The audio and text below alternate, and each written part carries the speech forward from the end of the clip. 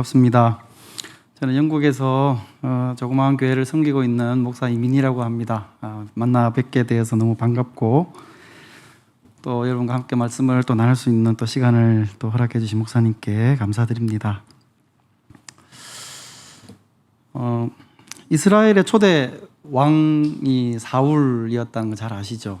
사울이 통치하던 어느 단이었습니다. 이 블레셋이라고 하는 나라가 이스라엘을 침략을 했습니다.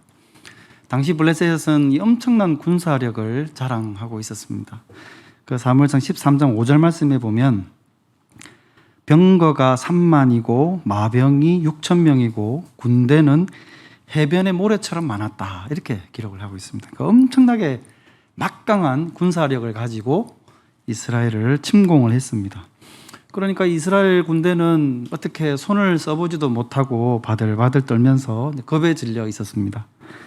근데 그때 이제 이 사울 왕의 아들이었던 요나단이 갑자기 적들이 있는 그 적진으로 들어가려 합니다. 그러면서 자기 부관한 사람에게 이렇게 이야기를 합니다. 사무엘상 14장 6절 말씀에 보면은요, 우리가 이 할례 받지 않은 자들에게로 건너가자. 여호와께서 우리를 위하여 일하실까 하노라. 여호와의 구원은 사람이 많고 적음에 달려 있지 않다고 이렇게 이야기를 했습니다. 그러니까 요나단이 했던 말은 간단합니다. 우리에게는 우리가 의지하는 하나님이 있으니까 하나님이 우리와 함께 하시면 적들의 군사력이 아무리 막강하고 많다고 해도 그 숫자는 아무것도 아니다. 그러니 나와 함께 적진으로 가자는 거였습니다. 조금 전에 말씀을 드렸던 것처럼 요나단은 이 막강한 군사력을 자랑하는 적진에 들어가려 하면서 자기 부하 한 사람만을 지금 데리고 들어가려 하고 있습니다. 여러분, 왜 이렇게 요나단은 이 무모한 일을 지금 벌이고 있는 것일까요? 우리는 성경을 읽다 보면 이 무모해 보이는 전쟁을 접할 때가 있습니다. 여러분은 잘 아시는 이 기드온 전쟁 아시죠? 기드온이 300명의 이 병사들을 데리고 이 13만 5천이라고 하는 엄청난 미디안 군대와 싸움을 벌였던 그 전쟁을 잘 아실 겁니다. 그러니까 무모한 수적 열세의 전쟁이었죠.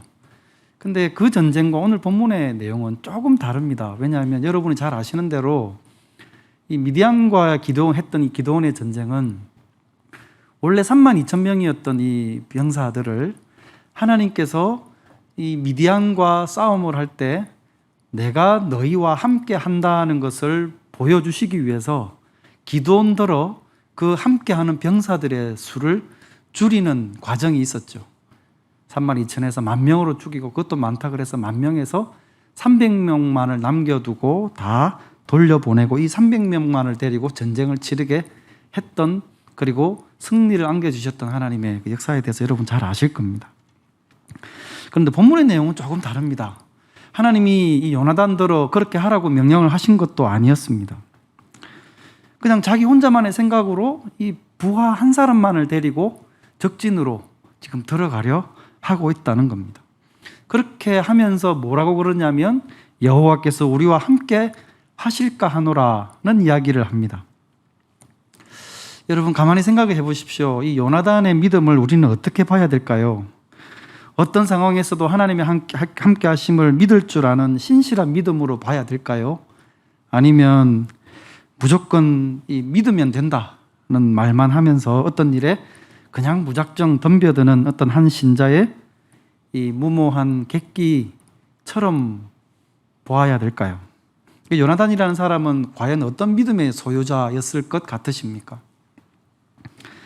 저는 오늘 이 말씀을 통해서 이 건강한 믿음이란 어떤 것일까? 그리고 건강한 신앙에 기초한 이 팀워크, 동역에 대해서 여러분과 함께 말씀을 잠시 나누려고 그럽니다.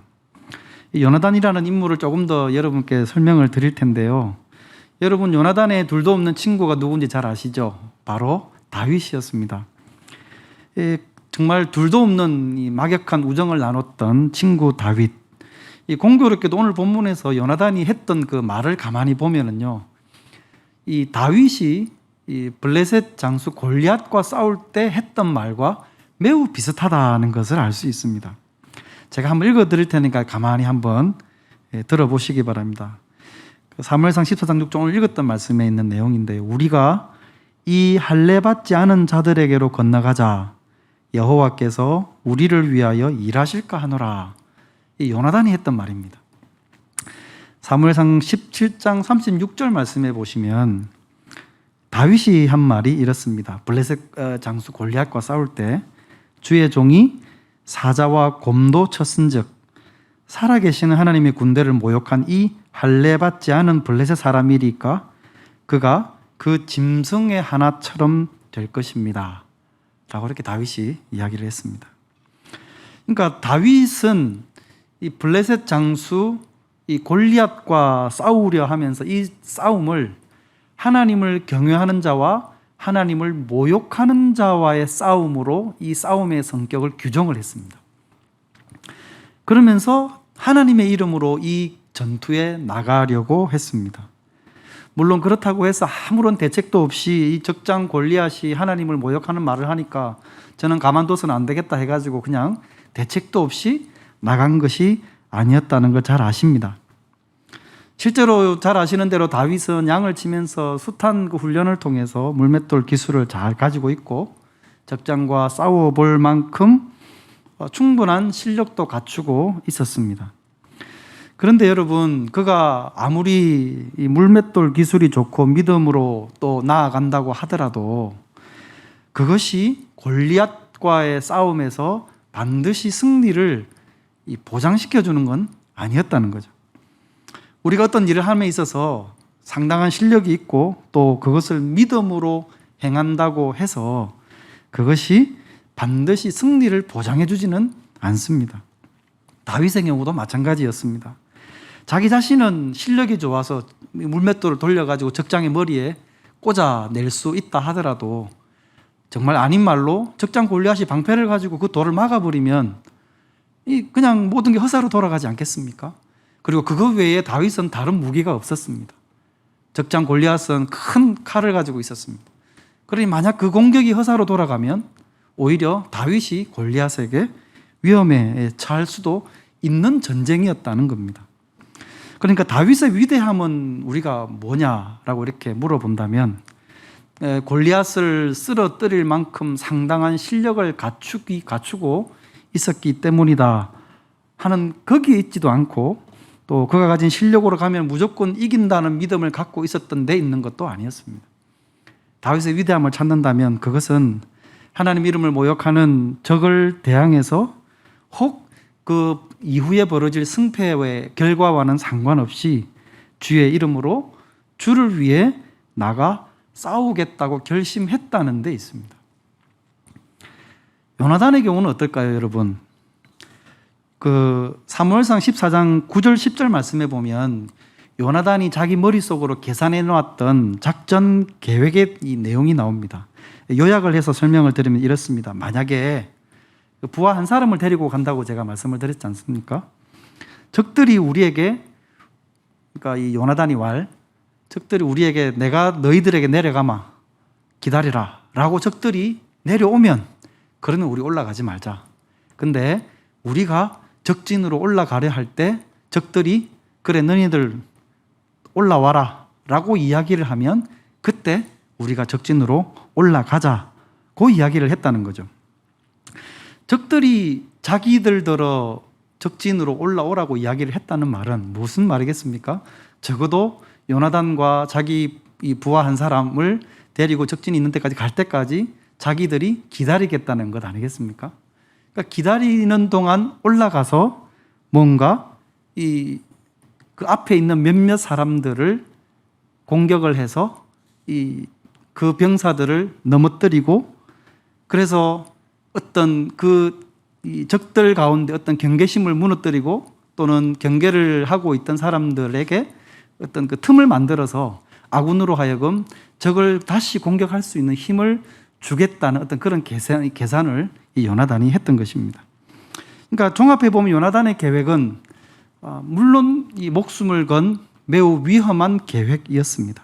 하지만 어떻게 이 막강한 군사력을 몰고 온 이 블레셋 군대 앞에서 아무런 손도 쓰지 못하는 이 상황에서 자기와 그리고 부관 한 사람을 데리고 적진으로 들어가서 어떤 뭔가 공격을 함으로써 그 틈을 버려놓고, 그래서 뭔가 교란 작전이 성공하게 되어지면 아군이 힘을 얻고 다시 이 블레셋을 공격하겠거니, 나름의 이 어떻게 할 수 없는 상황에서 자기 나름대로 계산을 해서 적의 틈을 한번 만들어 보고 흔들어 보려는 그런 계산을 하고 있었던 것입니다.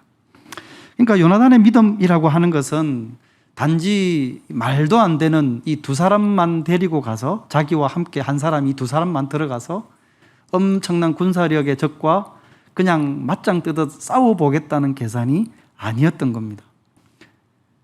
들어가서 틈을 만들고 혹 내 자신이 그리고 내 부하가 위험에 처할 수도 있지만 그것을 통해서 뭔가 내 아군 이스라엘로 하여금 적을 공격할 수 있는 기회를 만들어 보겠다는 계산이었던 것이죠. 그리고 그 결과는 여호와 하나님께 맡겨 드리는 그런 믿음이었던 겁니다. 그러니까 기지와 지혜를 발휘하면서도 그 결과를 겸허하게 하나님께 맡기고 의지하는 것, 이것을 뭐 맹목적인 믿음이다 또는 뭐 무모한 믿음이다 이렇게 이야기를 하지는 않습니다. 그러니까 그 좋은 예를 바로 이 요나단에게서 우리가 찾아볼 수 있다는 것이죠. 근데 또 하나는 이 요나단 외에 눈에 띄는 바로 이 부관 한 사람이 있습니다.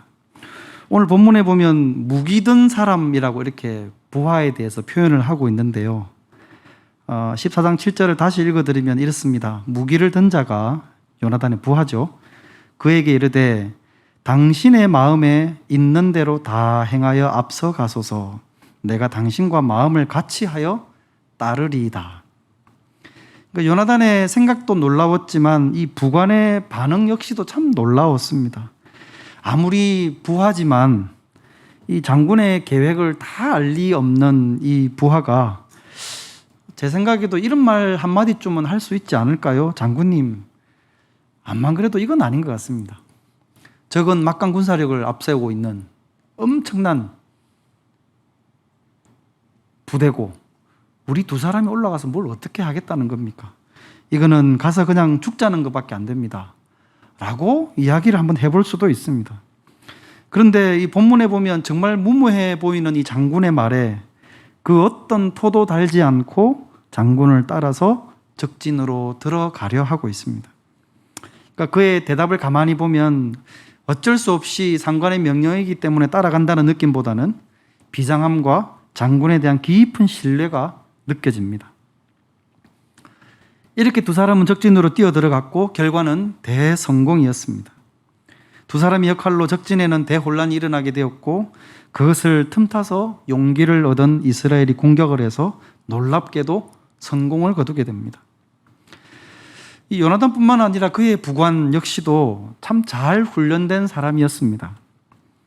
그러나 비록 그렇다 하더라도, 그리고 비록 그 전쟁을 하나님을 의지한 전투였다 하더라도 다윗의 경우와 마찬가지로 승리가 그들에게 보장되어져 있지는 않았습니다. 그렇게 침투했지만 계획했던 것과 달리 적을 교란시키지도 못하고 자신들이 먼저 적들에 의해 죽음을 당할 수도 있었던 상황이었습니다. 그만큼 이스라엘의 승리를 위해서 요나단과 부관은 자신들의 모든 것을 걸고 적진으로 들어갔습니다. 저는 이 본문을 가만히 보면서 이 두 사람의 훌륭한 팀워크가 빛이 났다고 생각됩니다. 전쟁을 위해서 요나단과 그의 부하는 잘 준비되어 있었습니다. 두 번째는 그 목적을 위해서 모든 것을 걸 수 있었던 사람들이었습니다. 또 하나는 무조건 믿음으로 하면 잘 된다는 그냥 그 맹목적인 믿음이 아니라 지혜를 발휘하되 그 결과는 전적으로 하나님의 손에 맡길 수 있었던 믿음이었던 것이죠. 그리고 마지막으로 그것이 가능하게 했던 요나단과 그 부관 간의 깊은 신뢰입니다. 이게 바로 이스라엘을 위기의 상황에서 승리로 이끌 수 있었던 훌륭한 동력의 결과라고 생각됩니다. 저는 성도가 삶에서 영적 전쟁을 수행을 하거나 우리가 하나님의 교회를 섬기기 위해서 어떤 동력을 하는 데에도 이와 같은 요소가 반드시 있어야 한다고 생각합니다. 우리가 하나님을 섬김에 있어서 겸비되고 훈련되고 준비되어져 있어야 합니다. 목적을 위해서 헌신이 필요하고 서로 간에 깊은 신뢰가 필요합니다. 이런 것들이 잘 갖추어지게 될 때 우리는 한마디로 훌륭한 동력이라고 이렇게 이야기를 할 수 있겠습니다. 우리 보배교회에서도 바로 하나님의 일을 함에 있어서 이러한 동력이 풍성하게 일어날 수 있기를 바랍니다. 근데 저는 여기서 또 이 동력함에 있어서 사실은 앞에서 말씀드린 것보다도 더 강조되어야 될 중요한 한 가지가 있어서 그것을 조금 더 말씀을 드리겠습니다. 사실은 이것 없이는 그 어떤 좋은 요소들이 많이 충족된다 하더라도 아무것도 안 될 겁니다. 그건 다름이 아니라 하나님의 부르심에 대한 이 충성스러운 반응과 헌신입니다. 오늘 본문에서 읽지는 않았지만 저는 그 좋은 예를 이 에스겔 선지자에게서 찾아보려고 그럽니다. 때는 남쪽 유다 나라의 말기 상황이었습니다. 나라가 외세에 의해서 매우 어려운 상황에 처해 있을 때의 일이었습니다. 하나님께서 여러 가지 방법으로 당신의 뜻을 백성들에게 전했지만 백성들이 그 하나님의 말씀을 듣고 깨달으려 하지 않고 귀를 닫고 순종하려 하지 않았습니다. 그러자 하나님께서 이번에는 매우 강력한 이 시청각 교육을 준비하십니다. 근데 그게 뭔지를 한번 잘 보십시오. 에스겔서 24장 16절 말씀해 보면요, 이렇게 되어 있습니다. 인자야, 내가 너의 눈에 기뻐하는 것을 한번 쳐서 빼앗으리니. 하나님께서 에스겔 선지자에게 하신 말씀입니다. 그러니까 하나님은 이 선지자가 기뻐하는 것을 선지자로부터 빼앗아 가실 것이라는 말씀을 지금 하고 계십니다. 근데 그게 뭔가 하니까 바로 이 선지자가 기뻐하는 것이란 이 선지자의 아내를 하나님이 취하여 가시겠다는 겁니다. 하나님이 전하시고자 하는 이 메시지의 대상은 사실은 선지자가 아니라 당연히 백성들입니다. 그런데 하나님께서는 왜 이 선지자의 아내를 취하여 가시겠다는 말씀을 하고 계시는 걸까요? 하나님께서 준비하시는 이 메시지가 도대체 어떤 것이길래 그 메시지를 전하는 선지자가 자기 아내를 잃어야만 하는 그런 고통을 짊어져야 되는 것이겠습니까? 에스겔 선지자가 그 본문을 가만히 보면, 에스겔서를 보면은요, 활동을 처음 시작할 때가 그가 30세가 되던 해 주전 592년이었는데 조금 전에 지금 하나님께서 에스겔 선지자에게 너의 아내를 취하여 가겠다라고 말씀하신 이때가 언제냐면 에스겔 선지자가 34세가 될 때였습니다. 그러니까 그의 아내는 한창 젊고 아름다웠을 겁니다. 누가 그러더라고요. 이 아름다워서 아름다운 게 아니라 젊은 게 아름다운 거라고. 젊으면 아름답지 않습니까? 하나님의 말씀을 이 백성들에게 전하기 위해서 부름을 받은 선지자가 생생한 시청각 메시지를 지금 백성들에게 전하기 위해서 자기의 아내를 잃어야 되는 고통을 지금 겪어야 되는 상황이 되었습니다. 우선은 그 하나님의 메시지를 전하기 위해서 이러한 고통을 짊어져야 되는 이 선지자의 운명이라고 하는 게 참 너무나 고달프다 하는 생각이 먼저 들어갑니다. 근데 여러분, 이 에스겔 선지자가 감당해야 됐던 이 짐은 사실은 이것만이 아니었습니다. 24장 16절 17절 에스겔서의 말씀에 보면 이렇게 되어 있습니다. 인자야, 내가 내 눈에 기뻐하는 것을 한번 쳐서 빼앗으리니 너는 슬퍼하거나 울거나 눈물을 흘리거나 하지 말며 죽은 자들을 위하여 슬퍼하지 말고 조용히 탄식하며 수건으로 머리를 동이고 발에 신을 신고 입술을 가리지 말고 사람이 초상집에서 먹는 음식물을 먹지 말라 하신지라. 선지자는 아내를 잃는 고통 외에 그것에 대해 슬퍼하는 것도 허락이 되질 않았습니다. 도대체 이 무슨 상황입니까, 여러분? 본래 이스라엘에서는 사람이 죽으면 신을 벗고 머리에 있는 수건을 풀었습니다. 머리에 수건을 쓰는 것은 관을 상징하는데 그것을 푸는 것은 죽음 앞에 영광을 내려놓는 것을 의미하는 행동이라고 그럽니다. 그런데 그는 신을 벗지도 말아야 됐고 머리에 수건을 풀지도 않아야 했고 초상집 음식을 먹어서도 안 됐습니다. 이 메시지를 아침에 들었는데 그날 저녁에 정말로 하나님이 말씀하신 대로 아내가 죽음을 당하게 됐습니다. 어떻게 마음의 준비를 할 시간도 없이 하나님은 너무나 매정하게도 자기의 아내를 그렇게 데려가시게 되었습니다. 하나님께서 선지자로 하여금 백성들 앞에서 이런 일을 겪게 만드신 이유는 백성들에게 바로 이 메시지를 전하기 위함이었습니다. 머지않아 백성들이 너무나도 아끼고 소중히 여기는 것들을 다 하나님이 빼앗아가는 그 날이 오게 될 텐데 막상 그때가 되면 너무나도 위급하고 다급해서 슬퍼하거나 괴로워할 겨를조차 없는 그러한 슬픈 날이 너희들에게 오게 될 것이다. 왜? 하나님의 말씀으로부터 벗어나 순종치 않고 살았기 때문에. 그러니까 선지자의 고단함이 이런 것 같습니다. 하나님의 뜻을 전하기 위해서 모든 것을 충성스럽게 반응해야만 하는 이 선지자의 운명. 여기서 우리가 또 하나 기억을 해야 될 것이 있습니다. 물론 에스겔 선지자가 하나님으로부터 부름을 받은 선지자이긴 했지만 사실 그 자신에게도 선택권이 전혀 없지는 않았습니다. 다시 말씀을 드려서 하나님의 뜻을 듣기는 했지만 그 자신이 그 말씀에 순종함으로써 충성스럽게 반응할지 말지는 어디까지나 선지자 그 자신의 선택에 달려 있었습니다. 하나님께서 아내를 취하여 갈 것이라 말씀하셨기 때문에 아내의 죽음을 어쩌면 그는 당연히 막을 수는 없었을 겁니다. 하지만 만약 그가 이 아내의 죽음 앞에서 감정을 억누르지 못해서 통곡해버리거나 절규해버리게 된다면 그는 백성들 앞에서 하나님의 뜻을 제대로 전달하지 못하게 되어버리는 일이 생기는 겁니다. 그렇지 않겠습니까? 일례로 여러분 요나 선지자를 잘 아시죠? 요나 선지자를 한번 보십시오. 그는 선지자로 부름을 받아서 이 니느웨로 가서 하나님의 뜻을 전하라는 명령을 받았지만 그게 싫어가지고 다시스로 도망가다가 붙들려서 니느웨로 갔습니다. 투덜투덜하면서 메시지는 전해야 되겠고 그래서 대충 그냥 동네를 다니면서 하나님이 너네들 순종 안 하면 죽인다 그러시더라 하고는 산으로 올라가죠. 이 죄 많은 이 백성들 어떻게 죽느냐 보자고 멀리 저 산 위에서 움막을 쳐놓고 아래를 내려다 봅니다. 놀랍게도 그 허투루 전한 이 메시지를 듣고 니느웨 사람들이 회개하게 됩니다.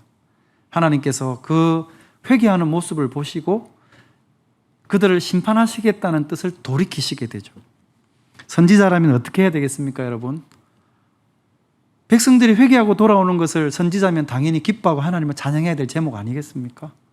근데 요나는 그러지 않았습니다. 아니, 하나님 이러실 거면 왜 나를 여기에 불러다가 이 짓을 하게 했습니까?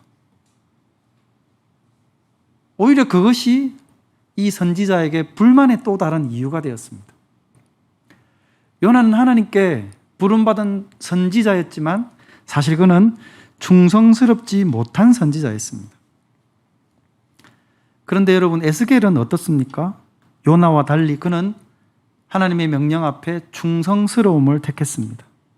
그래서 하나님의 뜻을 백성들에게 전함에 있어서 자신이 감내해야 될 현실적인 고통까지도 그대로 받아들이기로 결심을 합니다. 에스겔 24장 18절 말씀에 보면 내가 아침에 백성에게 말하였더니 저녁에 내 아내가 죽었으므로 아침에 내가 받은 명령대로 행하매 라고 되어 있습니다. 내가 받은 명령대로 행하매. 짧게 기록이 되어져 있는데 그 내용을 생각해 보면 엄청난 내적 고통이 포함이 되어져 있습니다. 아내는 죽었는데 슬퍼할 수도 없습니다. 괴로워해서도 안 되었습니다. 여느 평상시에 하루를 보내는 것처럼 그렇게 아무런 일이 없었던 것처럼 보내야만 했습니다. 백성들이 보고 기가 차지 않겠습니까? 아니, 저놈은 자기 아내가 죽었는데 어떻게 저렇게 평상시처럼 보낼 수 있나? 저놈이 인간이가 그러지 않았겠습니까? 그러한 반응을 보이는 백성들 앞에 에스겔이 그제서야 대답을 합니다. 에스겔 24장 27에서 24절 말씀에 보면 조금 긴데요. 한번 읽어드리겠습니다. 여호와 말씀이 내게 임하여 이르시되 너는 이스라엘 족속에게 이르기를 주 여호와 말씀에 내 성소는 너희 세력의 영광이요 너희 눈의 기쁨이요 너희 마음의 아낌이 되거니와 내가 더럽힐 것이며 너희의 버려둔 자녀를 칼에 엎드러지게 할지라 너희가 에스겔이 행한 바와 같이 행하여 입술을 가리지 아니하며 사람의 음식물을 먹지 아니하며 수건으로 머리를 동인 채 발에 신을 신은 채로 두고 슬퍼하지도 아니하며 울지도 아니하되 죄악 중에 패망하여 피차 바라보고 단식하리라. 이같이 에스겔이 너희에게 표징이 되리니 그가 행한 대로 너희가 다 행할지라. 이 일이 이루어지면 내가 주 여호와인 줄을 너희가 알리라 하라 하셨느니라. 무슨 말입니까? 너희가 당장이라도 여호와 하나님을 찾으라. 이대로 버티다가 유다가 망하는 날이 오면 너희가 사랑하는 자녀, 아내, 남편, 너희가 아끼는 모든 것들이 잃어버리게 되고 죽어나가는 일이 너희에게 일어나게 될 것이다. 그러나 그날은 너무나도 큰 재앙의 날이기 때문에 그 죽음을 바라보고 슬퍼하거나 괴로워할 겨를조차도 없는 그런 날이 될 것이다. 그러니 너희는 회개하라는 말씀이었습니다. 이것이 에스겔 선지자가 자신의 극한 고통을 통해서 백성들에게 전해야만 했던 메시지였습니다. 그리고 에스겔은 이 하나님의 부르심을 받은 선지자로서 그 부르심에 충성스럽게 반응하고 응답했습니다. 그런 면에서 에스겔 선지자는 하나님의 참 훌륭한 동역자였습니다. 우리는 하나님의 훌륭한 동역자다. 어떻게 생각하십니까? 어떤 분들은 아마도 어떻게 우리를 하나님의 동역자라고 이야기를 할 수 있나? 사람은 하나님이 부르시면 그냥 예 하고 순종할 도구일 뿐이지 우리를 동역자라 함은 너무 사람을 과대평가하는 것 아닌가 하는 생각을 하실 수 있을 겁니다. 근데 이 말은 사실 이 바울 사도가요, 이 고린도 교회에 편지를 쓰면서 고린도 성도들에게 했던 말입니다. 여러분, 고린도 교회가 어떤 교회인지 잘 아시죠? 참 문제 많았던 교회였습니다. 어떤 사람들은 교회를 개척한 바울이 최고다. 어떤 사람들은 그 뒤에 이어서 목회를 했던 아볼로가 최고다. 사람끼리 편들고 줄 세우고 편가르게 하고, 또 어떤 사람은 은사가 많아서 나는 은사가 많으니까 영적으로 성숙한 사람이다. 자랑들을 하고. 근데 바울이 보니까 그렇게 사람들이 성숙한 사람들이 아니었습니다. 오히려 쓸데없는 그러한 것들을 자랑하는 그들이 바울이 보기에는 단단한 음식을 먹을 줄도 모르는 젖먹이와 같은 사람들이라는 생각을 바울이 했습니다. 그런 교회를 두고 바울 사도가 편지를 쓰면서 여러분, 누가 좋다, 누가 나쁘다, 누가 더 성숙하다, 누가 덜 성숙하다, 그런 거 다 필요 없고 여러분 한 사람 한 사람이 바로 하나님의 동역자들입니다 라고 그 성도들에게 이야기를 했습니다. 다른 거 다 필요 없고 정말 오합지졸 같은, 물론 그 성도들 향해서 바울 사도가 그렇게 말하지는 않았겠죠. 그러나 그 오합지졸 같은 그 성도들 향해서 여러분 한 사람 한 사람이 하나님의 동역자들입니다 라고 편지를 써주었습니다. 그렇습니다. 참 문제 많았던 교회를 향해서 여러분이 바로 하나님의 동역자들입니다 라는 말을 바울 사도는 사용하기를 주저하지 않았습니다. 여러분, 그렇다면 우리들도 하나님의 동역자들이 맞습니다. 우리가 이 땅에 사는 날 동안 하나님의 부르심 앞에 믿음으로 반응함으로써 여러분들은 주께 나아오셨죠. 또 각자의 자리에서 하나님이 부르시는 섬김과 사역의 자리에 온전하게 반응하기를 하나님이 에스겔에게 그러하셨던 것처럼 하나님에 의해 기대되어지시는 분들이십니다. 에스겔 선지자와 같은 마음으로 하나님의 이 부르심과 명령 앞에 이 충성됨으로 반응하며 살기를 원하시는 성도님들이 되시기를 바랍니다. 요나단과 그의 부관이 그랬던 것처럼 그냥 맹목적이고 무작정 믿음만 앞세우는 그런 게 아니라 요나단과 그의 부하는 그러지 않았다는 것이죠. 서로 간의 깊은 신뢰 가운데, 그러나 하나님 앞에 믿음으로 지혜와 기지를 발휘하고, 그러나 그 모든 결과는 하나님께 맡겨드리며 그렇게 믿음으로 나아가려 했던 그러한 모습처럼 우리 공동체 안에도 바로 그러한 모습들이 있어지시기를 바랍니다. 제가 우연히 이제 여러분들께서 그 새생명 전도 축제를 계획하고 기도하고 계시다는 말씀을 들었습니다. 양해를 해주신다면 제가 그 이야기를 사실 듣고 제가 마음에 저 간직하고 있는 하나 이야기를 하나 좀 해드렸으면 하는 마음이 있어서 그 이야기 하나만 좀 해드리고 오늘 말씀을 좀 매점하려고 그럽니다. 뭐 이야기니까 그냥 편하게 들어주시면 좋을 것 같습니다. 제가 중학교 2학년 때 전도를 받아서 교회라는 데를 갔거든요. 조그마한 개척교회를 갔습니다. 이제 교회를 갔는데 교회에 있는 형님들이 하나님께 기도하면 하나님 응답하신다는 이야기를 이렇게 하셔서 그런가 보다 하고 그냥 멋모르고 교회를 따라다니게 되었었는데요. 중2 때 처음 교회를 나가고 중3이 되고 고1이 되고 하면 이제 학생부가 몇 명 안 됐어요. 재적이 뭐 한 11명, 12명 정도 됐고 출석하는 학생들이 보통 뭐 5, 6명 이 정도 되는.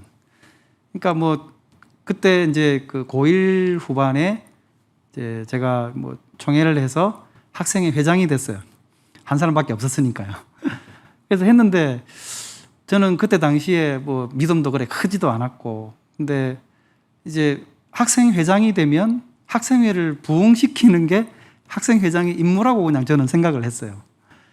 그러다가 이걸 학생회를 어떻게 부흥을 시켜야 되나 생각을 했는데 마침 그때 교회에 저희 다니던 그 교회에서 이 총동원 전도주의를 이제 목사님이 개혁을 하시고 이렇게 전교회를 이렇게 선포하시고 마치 여러분들처럼 새생명 전도 축제처럼.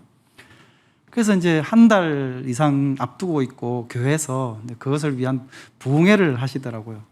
그게 이제 마음의 부흥회도 참석을 하면서 말씀을 드려야 되겠다 하고는 이제 부흥회도 저녁에 참석을 했는데 제가 다른 건 모르겠고 기억에 남는 딱 하나가 뭔가 그러면 그때 이제 부흥회 강사로 오신 목사님께서 여러분이 소중히 여기는 것을 하나님께 드리십시오.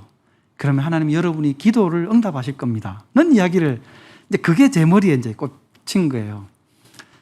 아마도 그것은 뭐 여러 가지 의미가 있겠죠. 그러니까 이 우리의 삶 가운데서 정말 하나님께 가치를 두고 하나님께 모든 가장 중요한 시간이며 마음이며 드리며 살아갈 수 있도록 하는 여러 가지 의미가 있겠는데 저는 그 당시에 그 이야기를 들으면서 내가 가장 소중하게 여기는 게 뭐지? 라는 생각을 이제 했고 그때 저에게 이제 별로 돈으로는 별로 값어치가 안 나가는 시계가 하나 있었습니다.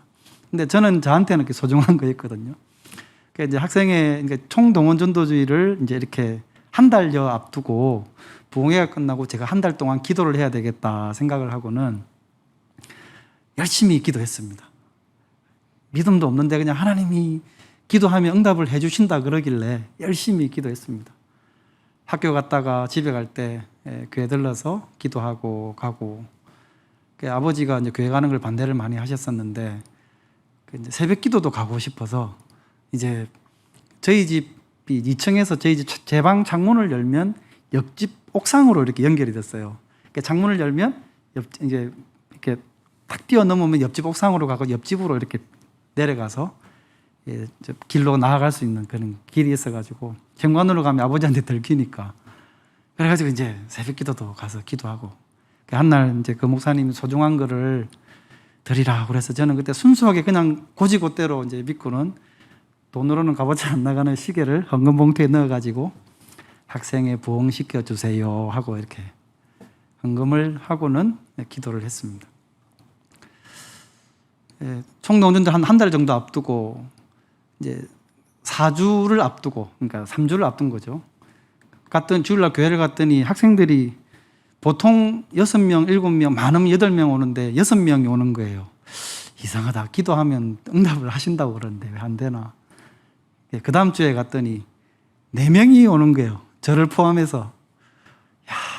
이게 막 절망도 되고 그래서 또 한 번 더 이제 계속 기도를 했죠.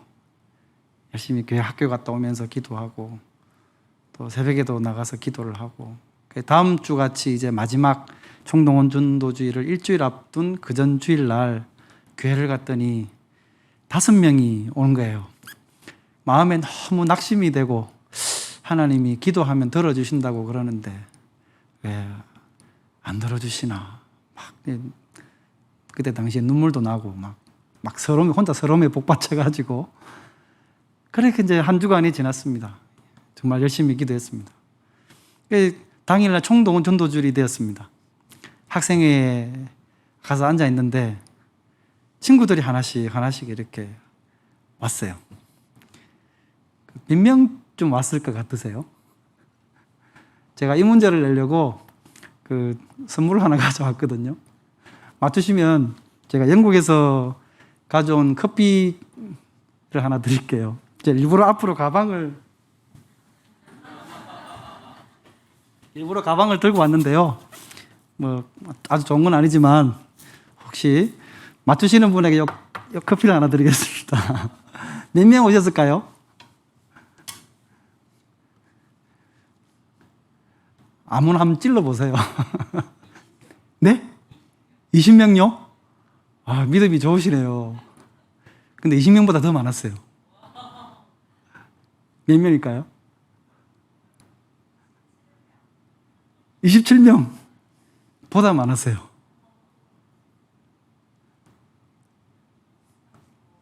네? 45명요? 35명요? 아, 제가 27명 말씀하신 분께 드릴게요. 그날 어느 분이 혹시 말씀하셨죠? 27명 말씀하신 분.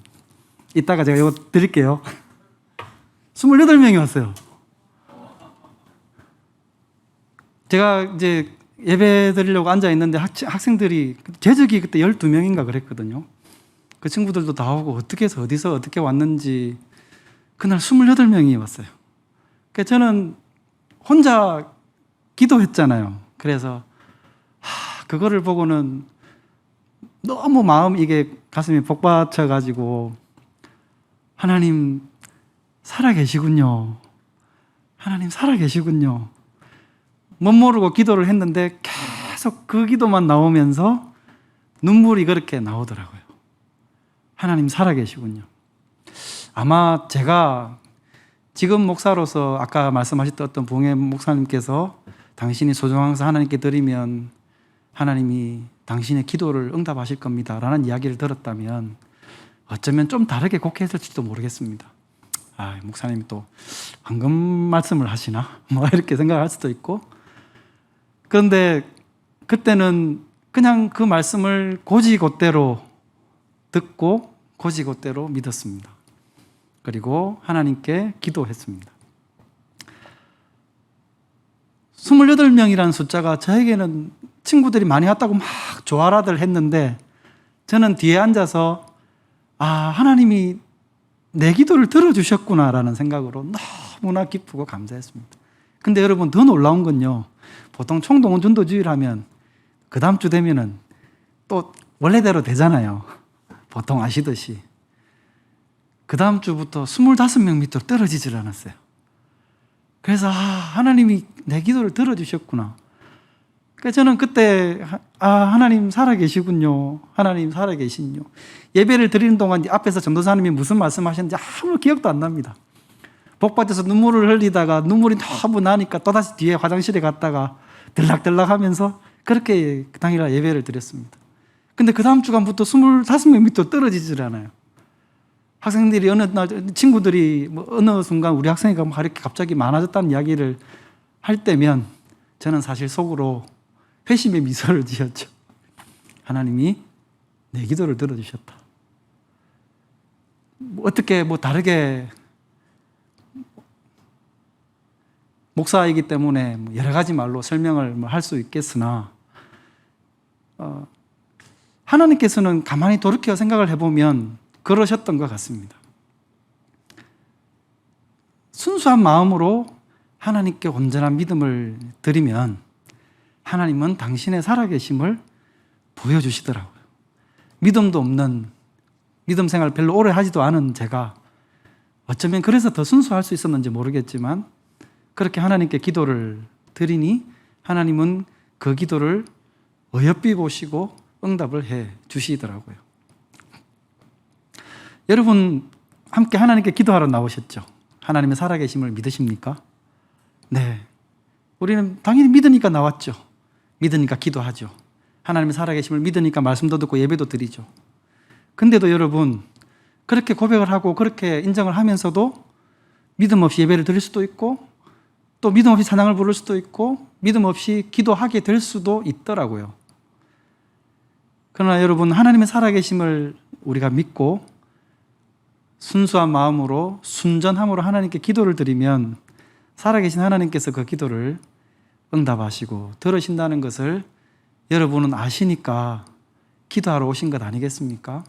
오늘도 하나님께 기도 드리시면서 또 내 영혼이 하나님 은혜로 은총을 입어서 믿음 가운데 들어오게 된 것처럼 내 가족, 내 이웃 그분들에게도 하나님 은총을 베풀어 주셔서 생명을 주시고 그리스도 안에 있는 복을 허락해 주십시오 라고 기도하고 그렇게 함으로써 하나님의 일을 이루어 가시는 그런 하나님의 동역자 분들이 되시기를 주님의 이름으로 축원드립니다. 잠시 기도드리겠습니다. 걸어가신 하나님 아버지 은혜를 감사합니다. 우리에게 건강한 믿음을 주시고 하나님의 살아계심을 믿는 믿음으로 충성되이 반응하도록 우리에게 믿음을 덧입혀 주시기를 간구합니다.